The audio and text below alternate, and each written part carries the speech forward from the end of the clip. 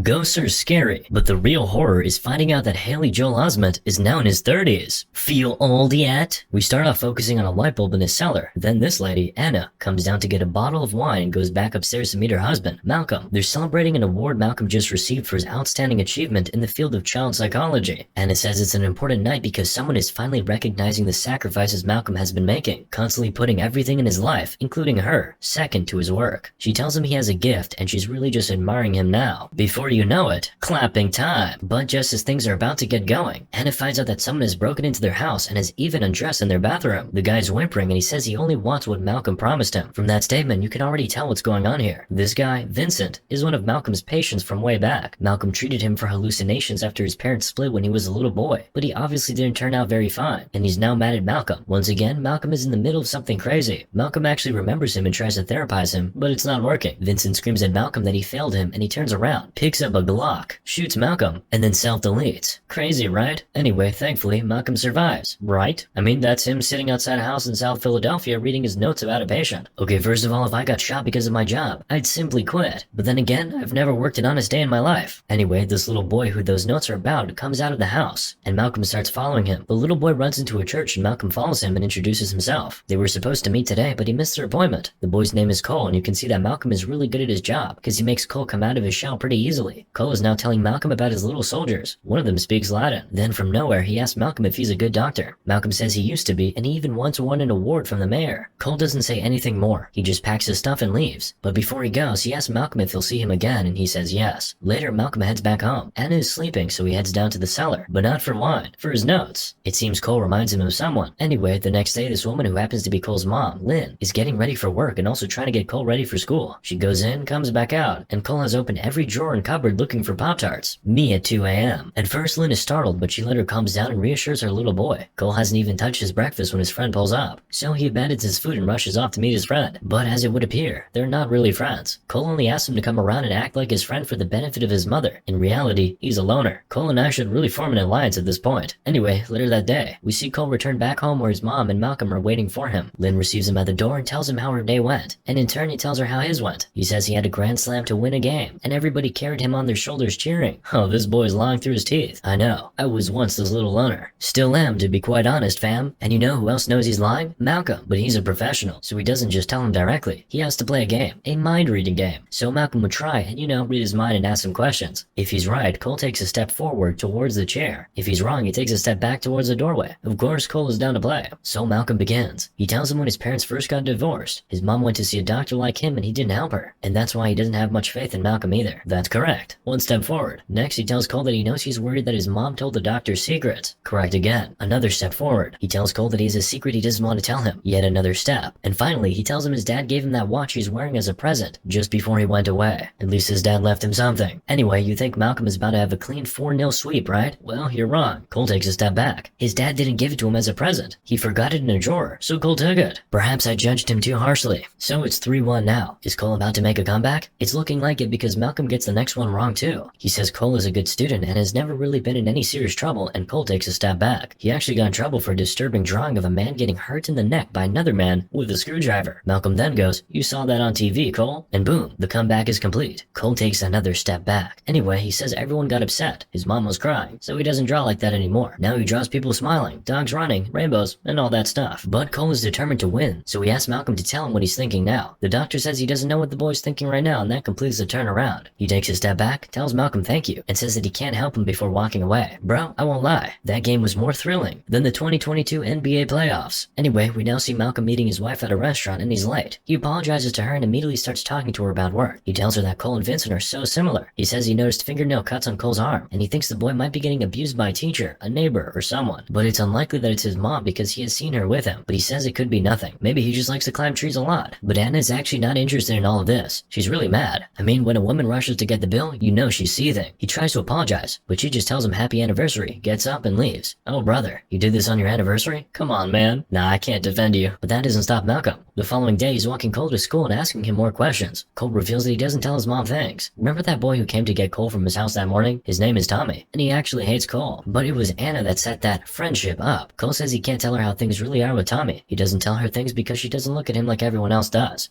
Like a freak. Malcolm now cautions him. He tells him that's BS. He's not a freak and he should not let anyone make him feel like he is. Cole points out that he said the S word, and Malcolm apologizes. Well, S is better than N. We now cut to Lynn doing some laundry when she stops to check out the old family pictures hanging on the wall. She now goes into Cole's room and starts cleaning it up. By the way, this scene and another scene where Malcolm is talking to Cole are running concurrently. So, while we see her doing the cleaning, we hear Malcolm talking. Lynn now finds some of Cole's scribblings in his room, and I won't lie, they're looking scary. He's talking about clapping someone, burning, cutting, all that crazy stuff. Lynn is shocked. Just wait till you see my internet history. As she's discovering that, Malcolm asks Cole if he has done any free association writing before, and the boy says yes, he wrote upset words. But when Malcolm asks if he used to write upset words before his father left, he says he doesn't remember. Malcolm then stands up, gets his code, and asks Cole if he could change something in his life, what would it be? Cole says he would like to not be scared anymore. I would like $10 million.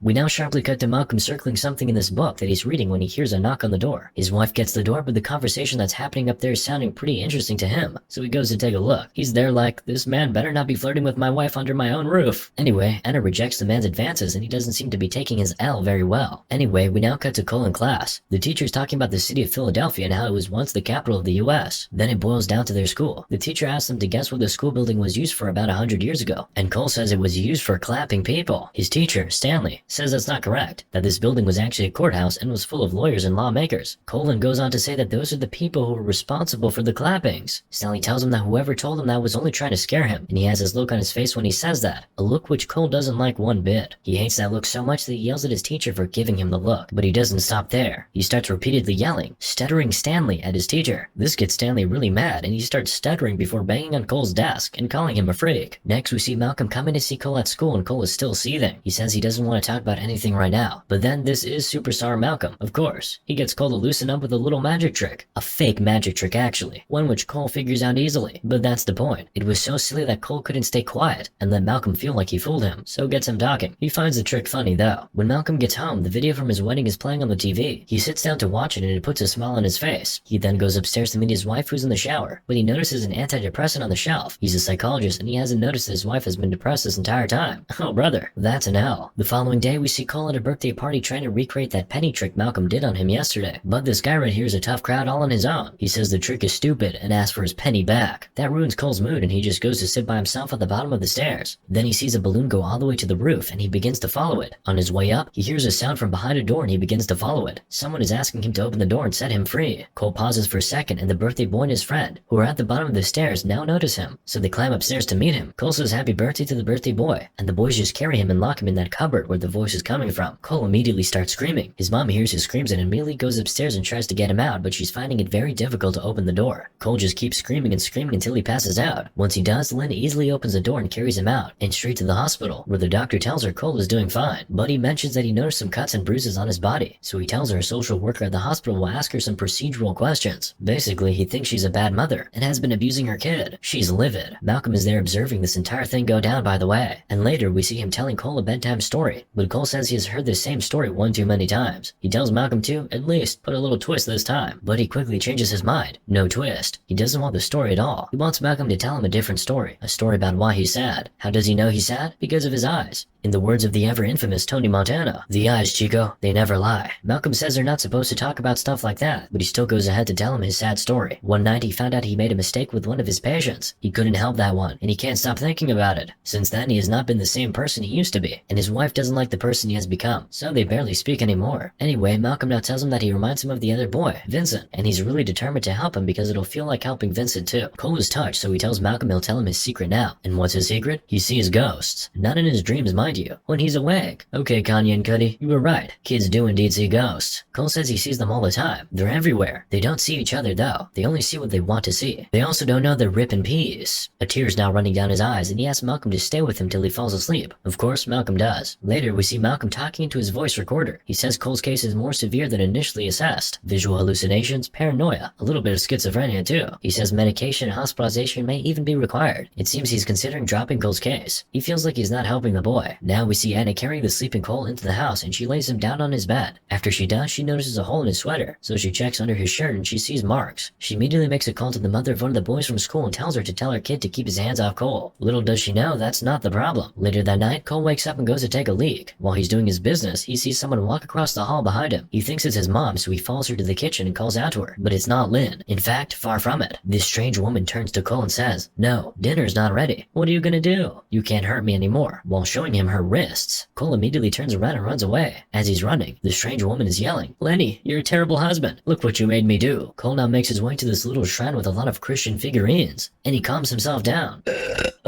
The following day, Malcolm is with Cole in his school. They're talking and taking a walk in the hallway after the school play when Cole just stops walking all of a sudden. He can see dead people just hanging around from the ceiling, but Malcolm cannot see them. Cole begs him to make them leave, and Malcolm says he's working on it. Next, we see Cole being pushed around in a shopping trolley. Good times, free times. Later that night, at dinner, Lynn confronts Cole about a pendant, which belonged to Grandma that she found in his drawer. He says he didn't move it, so Lynn sarcastically says maybe someone just came into their house and moved it. "Oh, if only you knew, ma'am." She now asks him again if he took the pendant, and almost crying. Cole says he didn't. So Lynn yells at him and tells him to leave the table. He goes upstairs and he sees his dog running out of his little shrine, and shortly after he sees another ghost. This one calls out to him and tells him to join him. Cole goes to his mother and asks to sleep in her bed tonight. She holds him so tight and cries. The following day we see a couple ring shopping and Anna's the shop attendant. My man is trying to cut costs, but Anna's not helping him at all. After convincing them to take the ring, we see a man come upstairs to meet her and she hands him a birthday gift. It's a book he loves so much. They're about to lock lips when they hear a smashing sound. They go to check who it is, and all they see is Malcolm walking away. Next thing, Malcolm is telling Cole that he can't be his doctor anymore because he's not been paying attention to his own family, and bad things happen when you do that. Cole is begging him to not give up on him. He says he's the only one who can help him. Cole then asks Malcolm if he believes him, and it seems he doesn't. He even tries to convince him with his penny, but Malcolm is adamant. He's crying. Cole is crying, but Malcolm's mind seems made up. However, Malcolm goes back to his office and listens to a tape from one of his sessions with Vincent. He rewinds and increases the volumes multiple times until he can hear a man begging in Spanish in the background, and boom, that does the trick. He realizes that indeed the ghosts Cole claims to see are real, so he immediately heads out to find Cole. He finds him in the church. He asks Cole what he thinks the ghosts want when they talk to him. Cole says help. They want help. Same. Malcolm agrees and then says he thinks he might know just how to make them go away by listening to them. Later that night, Malcolm is walking back home when he sees that guy who tried to make a move on his wife earlier come out from his house and get into his car. Malcolm tries to talk to him, but the man drives off. Elsewhere, Cole hears his mom screaming in her sleep and he goes to comfort her. After she stops screaming, he heads back to his little sanctuary where he sees a girl vomiting. He immediately runs out crying, but he summons courage and goes back to her and asks her if she wants to tell him something. Such a strong boy. Anyway, we now cut to him in a bus with Malcolm. He has obviously told him what happened last night, and that's why they're headed to a funeral together at the girl's home. They enter the house and Cole enters a room alone. She startles him from under the bed and hands him a box. He takes the box downstairs and gives it to the girl's dad. He tells him his daughter wanted to tell him something. The man opens the box and it's a videotape. He plays the tape, and I promise you, you won't believe what the video reveals. His wife was poisoning their daughter and keeping her sick the entire time. The man can't believe his eyes. Right there and then, during the funeral, he confronts the woman and causes a scene. Later, we see Cole at school preparing for a play. Stanley walks into the room and catches him talking to another ghost. Of course, he can't see the ghost. Remember, it's kids who see ghosts. I'm glad you're following. Anyway, Cole comes out and nails his part in the play, while Malcolm watches like a proud father. It's so beautiful to watch Cole be happy. After the play, Malcolm tells Cole he did well, and Cole then tells him he has an idea how he can talk to his wife. He tells him to talk to her in her sleep. Then she'll listen to him and she won't even know it. Cole now says he knows they won't see each other anymore, but they should just pretend like they'll see each other tomorrow. So Malcolm says, "See you tomorrow," and leaves. Anyway, Cole is now being driven home by his mom, but there's some really terrible traffic. While in traffic, Cole tells his mom his secret. He tells her that it's an accident that's causing the traffic they're in, and a lady was clapped in the accident. He says he can see that lady standing next to his window. He goes on to tell his mom that he sees ghosts. They talk to him, and they even tell him to do stuff for them sometimes. Lynn has a confused look on her face, and Cole asks her if she thinks he's a freak. She assures him that she'll never think that of him. Cole now tells Lynn that Grandma says hi, and she's sorry for taking the pendant. She just likes it a lot. Lynn doesn't believe him, but he now tells her that Grandma wanted him to tell her she saw her dance. Lynn thought her mom didn't come to watch her dance performance when she was a kid, but she did. And of course, this is a piece of information Cole would have never known, except for Grandma telling him. He goes on to tell his mom that Grandma said she came to the place she was buried and asked her a question. He tells Lynn the answer is every day. Cole then asks his mom what the question was. Lynn, now in tears, says she asked Grandma if she makes her proud. Cole joins her crying and they hug. Maybe traffic isn't so bad after all. Meanwhile, Malcolm takes Cole's advice and goes home to his wife. He sees her sleeping and starts talking to her in her sleep. She asks him why he left him, and he says he didn't leave her. Then she turns and a wedding band drops. It's his own wedding band. And you won't believe what I'm about to tell you right now. Brace for impact, guys. Are you sure you're ready? Okay, here goes nothing. Malcolm has been ripping peace the entire time. Oh yes. Remember when Cole says he sees dead people and they won't even know they're dead? Yes, that's Malcolm. Malcolm really can't believe what he's finding out. But he's now remembering when Cole said they only see what they want to see. And he's getting flashbacks of times when he truly only saw what he wanted to see. The time at the restaurant, the time he couldn't open the door to the cellar, all that stuff. Malcolm really can't believe he's clapped. Basically, he didn't survived that gunshot that day. Anyway, Malcolm finally comes to terms with his death, so he goes over to his wife and tells her he thinks he can go now. He needed to help someone and he has done that. He also needed to tell her something, and that's that he loves her. He tells her everything will be different in the morning. She smiles and tells him good night. We now quickly cut to Malcolm and Anna embracing on their wedding day. Moral of the story? The kid really let himself go.